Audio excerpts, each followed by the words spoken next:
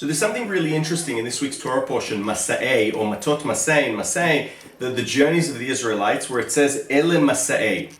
And ha-Hayyim brings the sages that say, when you use the wording Ele, it basically comes to exclude essentially all the journeys of the Israelites were sort of not good, they were bad, we were Vildechayas.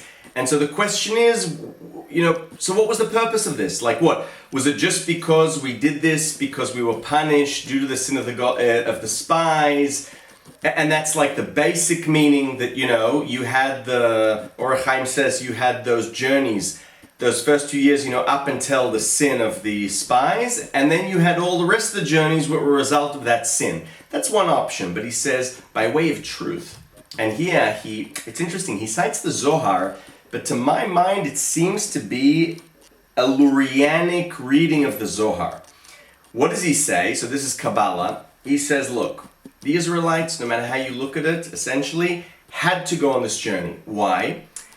Because there was a need to what we call elevating the sparks, right? You're finding filth in this journey. You're going through something very difficult, very challenging, bad times, but there is a good reason for it.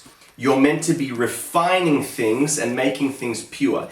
And ha-Hayyim says, based on this Kabbalistic teaching, Abraham, Isaac, Jacob, they couldn't have done this. They simply couldn't have done it. Why? There's something about this generation of the Israelites that were in Egypt. So they were in this sort of source of filth, of muck, of impurity.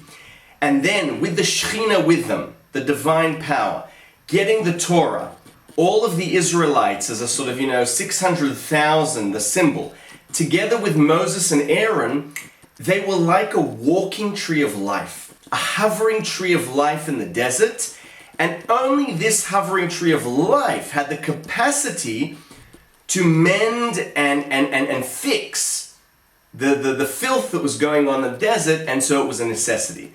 And so what's beautiful about this Kabbalistic interpretation, if we take it also to our lives, I think, is it says something about challenges and difficulties, and that they're a necessity to see how these are things always that we're put to the challenge by necessity in order to refine and purify things ourselves.